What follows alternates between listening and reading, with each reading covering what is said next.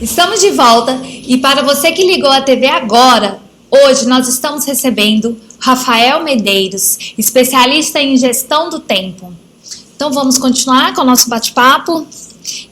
Rafael, fala pra gente qual que é o papel da autodisciplina na gestão do tempo e como que a gente pode trabalhar isso? Biana, eu vou chocar agora os nossos amigos aí. Eu digo que disciplina é para os fracos. É lógico que tem seu papel a disciplina. Eu estou chocando aqui só para a gente refletir. O que nós devemos ter não é disciplina, mas é uma compreensão de como é que o cérebro funciona. E através dessa compreensão a gente consegue ter um comportamento disciplinado. Porque o que é a disciplina? Fazer coisas que você não está com vontade. Mas se a pessoa não entender o que acontece com o cérebro dela, ela acha que o problema é pessoal. Eu sou um procrastinador, eu não gosto de responsabilidades, eu acho que eu não vou crescer, nunca vou me desenvolver. Não, isso não é uma verdade. Biologicamente, nós temos um imperativo biológico que é preserva a energia. Então, o nosso sistema nervoso, o nosso cérebro, ele foi feito para preservar a energia. Então, a preservação de energia aciona uma área do cérebro chamada núcleo accumbens, que é a área do prazer. A preguiça, ela é prazerosa. A preguiça, ela nos gera bem-estar. Agora, preguiça não é só deitar. A preguiça, às vezes, é escolher uma tarefa menos complicada do que outra. Às vezes, a tarefa é, eu vou aqui fazer uma leitura do gibi, em vez de estudar para a prova. Pode ser isso. Às vezes, uma tarefa para um adulto, uma preguiça camuflada pode ser, eu vou emitir uma nota fiscal, que ele tem que emitir mesmo, no lugar de eu vou criar o meu infoproduto. Então, nós temos uma biologia voltada para a preservação de energia. Essa preservação de energia nos gera prazer. Se a gente não criar programações superiores a essas programações de fábrica, nós nos tornamos seres primitivos.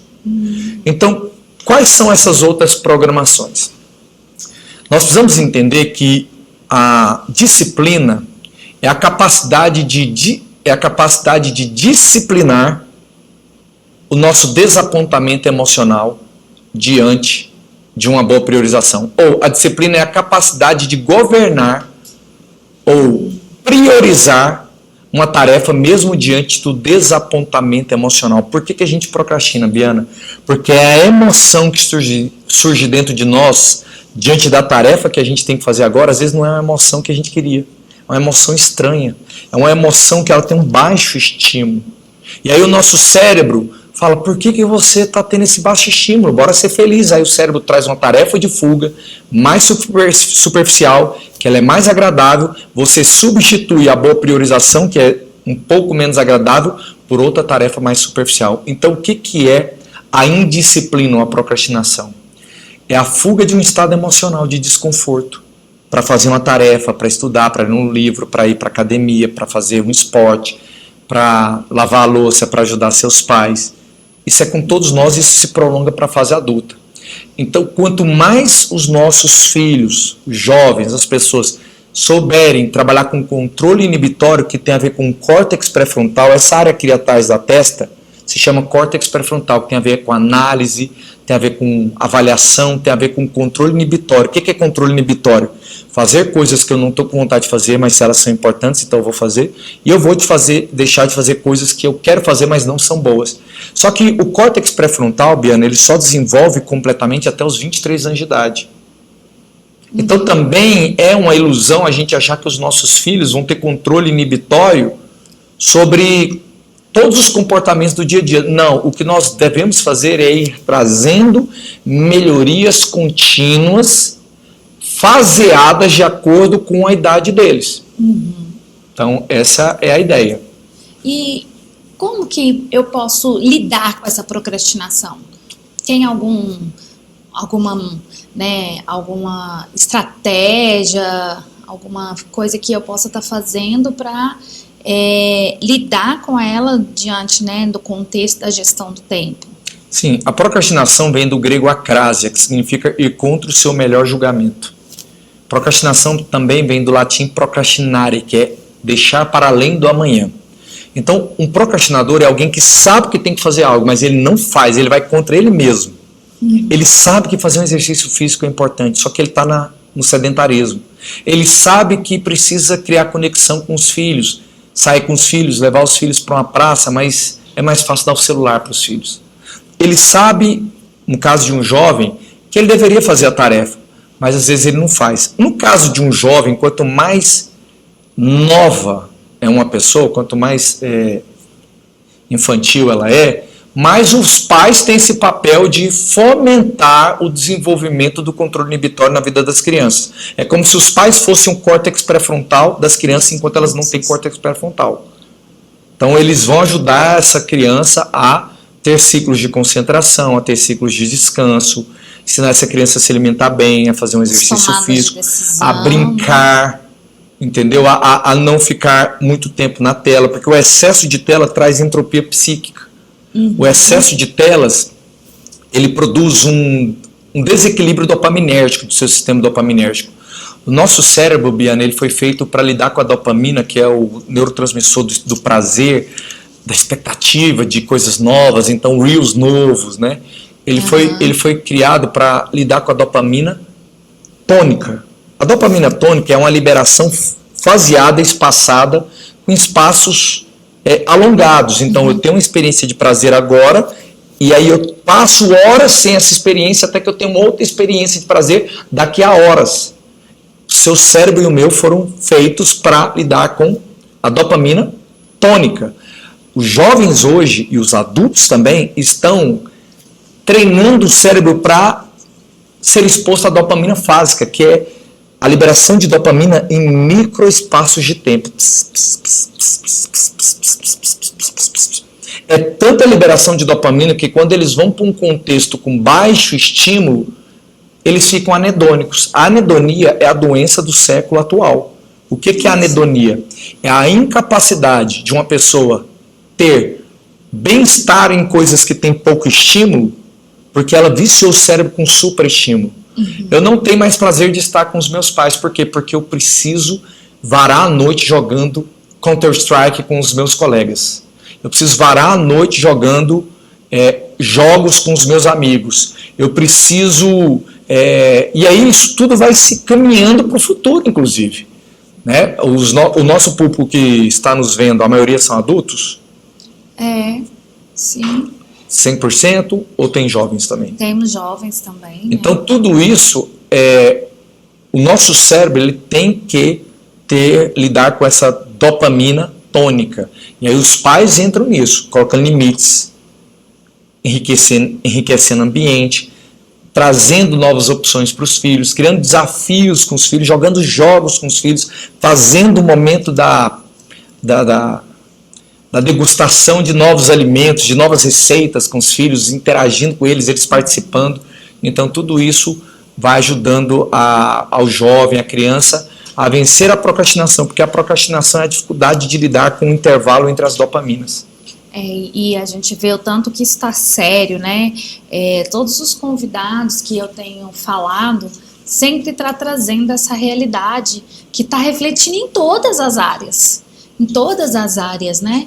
Desde a educação, da saúde, né? Nos profissionais. Então a gente tem que estar atento para estar trabalhando isso, né? Com as crianças, com os jovens e até com os adultos, né?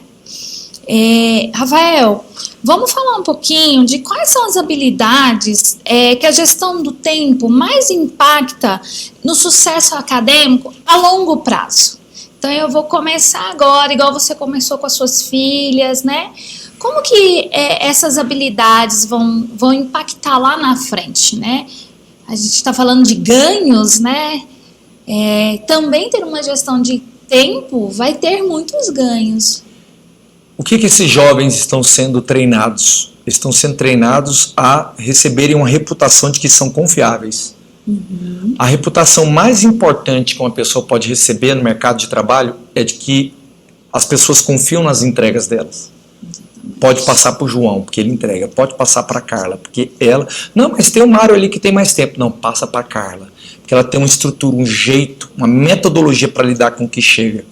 E essas pessoas que recebem essa reputação de confiáveis, elas vão galgando novas posições nas empresas, recebendo os projetos mais importantes, crescendo financeiramente, empreendendo, prosperando. Agora, a pior reputação que um profissional pode receber no mercado de trabalho, Biana, é de que ele é um procrastinador, que ele é um enrolado. E todo procrastinador, ele tem uma história para contar por que ele procrastina, é o que eu chamo de desculpa gourmet. Ele gourmetiza a desculpa, ele dá dicas, ele dá o porquê que ele não consegue entregar. Então, assim, esse jovem, se ele quer prosperar mesmo, ele vai ter que ser um grande executor de tarefas e não um grande contador de histórias por que ele não fez o que ele deveria. Eu diria que a gestão do tempo é a super habilidade do século atual, porque isso tem a ver com foco, e foco hoje é mais importante do que a inteligência. Pessoas de sucesso são pessoas que têm muitas vezes um QI mediano, uma inteligência comum, mas aprenderam a ter muito foco na vida. Então, o foco, ele é uma habilidade que você treina, que você desenvolve. Em terra de improdutivos, quem tem foco é rei, já dizia minha filha, Mariana. Mas é por aí, né? E vamos falar aqui dos alunos. Quais são os erros mais comuns aqui quando eu quero começar a gerenciar meu tempo ali, começo, e o que às vezes leva até a pessoa a procrastinar, gerenciar o tempo, porque começa a cometer alguns erros. Pode falar pra gente? Eu vou dar uma dica aqui para esses estudantes. Um estudante é alguém que normalmente está usando muito a mente. Todo dia ele está aprendendo história, matemática, geografia, química, física, enfim. Ele precisa potencializar o uso cognitivo dele, o uso da mente. Então, eu te diria que anote tudo. Não administre nenhuma tarefa pela sua cabeça. Se o professor passou uma tarefa, anote. Se tem uma tarefa que seu pai te passou e sua mãe também, anote. Se tem alguma coisa que você tem um interesse, anote. Anote tudo, porque o seu cérebro é um péssimo escritório. Seu cérebro é um péssimo gerenciador de tarefas. Todas as vezes que você faz um compromisso com alguém ou consigo mesmo e deixa na tua mente, você cria excesso de processamento cerebral. E o processamento cerebral gasta muito orçamento da sua energia corporal. O nosso cérebro, ele é o maior consumidor de energia do nosso organismo. Biana, da mesma forma como um carro precisa de combustível para movimentar, o corpo precisa de glicose e o cérebro precisa de glicose, que é a fonte de energia para produzir movimento e pensamento. Ao criar um registro mental de uma tarefa, o neurônio recebe uma marca. Então, toda tarefa que tem na sua vida é um neurônio equivalente que está com a marca com o nome dessa tarefa. Ao lembrar-se de algo, esse neurônio antes pegou glicose, lá do seu estoque de energia, transformou em impulso elétrico, o impulso elétrico ligou o neurônio que guarda, eu preciso trocar a lâmpada, acabou de passar um impulso elétrico que usou glicose. Eu preciso ir no podcast, eu preciso assistir o programa, eu preciso estudar para a prova, eu preciso organizar o grupo do trabalho, eu preciso. Toda vez que você vai lembrando, você está usando glicose, e essa glicose vai diminuindo. Todo gasto de glicose produz um hormônio secundário no nosso corpo chamado adenosina. A adenosina é o hormônio do cansaço, fruto da queima da glicose. Então, conforme a sua mente ela vai gastando adenosina, vai gastando glicose, a adenosina, que é o hormônio do cansaço, vai subindo. Essa adenosina, quando chega a um determinado patamar, começa a liberar melatonina. Qual que é a função da melatonina? Cansaço, sonolência, fadiga. E são 2 horas da tarde, esse jovem estudou de manhã, e 2 horas da tarde está afadigado. Por quê? Porque a mente que fica pensando em tudo que tem que fazer o tempo inteiro, além de diminuir glicose, aumenta o hormônio do cansaço, libera melatonina, ele tem pensamentos mais difusos, dificuldade de estudar, dificuldade de concentração, aumento da irritabilidade sobre aprendizados complexos, sobre raciocínios complexos, sua mente começa a espairecer muito, e aí ele fala, meu problema é TDA, certeza, eu tenho TDA. Eu tenho TDAH. Às vezes a pessoa pode até ter, mas tem muitas pessoas que não têm, só tem um sintoma, mas não tem o diagnóstico. Mas porque tem um sintoma, às vezes, que parece TDA, é o TDAH, vai no médico ali, ou alguém que pode ser um pouco despreparado, já taca remédio no menino, para ele tomar remédio, e às vezes é a má gestão da energia dele, não é um problema crônico, é que ele gerencia mal a energia, ele dorme pouco, ele alimenta pouco, ele não anota as coisas, ele não cria um plano, ele não faz exercício físico. Então, assim, no Brasil, Biana, tem 5.500 cidades. Metade dessas cidades só tem 2.000 habitantes. E elas não conseguem crescer, essas cidades. Por quê? Porque não tem matriz energética para ofertar o crescimento populacional. Ficam pequenas o resto da vida. Da mesma forma somos nós. Se não houver energia sendo produzida pelo nosso corpo, a gente não consegue crescer, a gente não consegue lembrar das coisas, a gente não consegue ter disposição, a gente não consegue ter um comportamento mais disciplinado. Então, não só gerencie o seu tempo, gerencie a sua energia. Como? Anotando todas as suas tarefas. Conta-se que Albert Einstein estava dando uma palestra, chegou um repórter no final, encantado, e pediu o número de telefone dele. Ele pegou um papelzinho e leu. O repórter ficou perplexo, como é que um gênio não sabe seu próprio número de telefone? E Albert Einstein respondeu, eu não uso a minha cabeça para guardar coisas, eu uso a minha cabeça para ter ideias. Quem tem memória é papel, o lápis mais fraco é mais poderoso do que a melhor memória. Nossa, que show, maravilhoso, né? Eu gosto muito dessa história, né? Rafael, quero te agradecer muito por você ter vindo, né? Estou muito honrada com a sua presença aqui. Eu que agradeço. Caso alguém tenha ficado com alguma dúvida, como que podem te encontrar? Fala pra gente as suas redes sociais. Pessoal, você que está nos assistindo agora, tira uma foto, me marca lá no meu stories, @Rafael Medeiros Filho Oficial, lá no Instagram, Rafael Medeiros, Rafael com F, Rafael Medeiros Filho Oficial, me marca lá.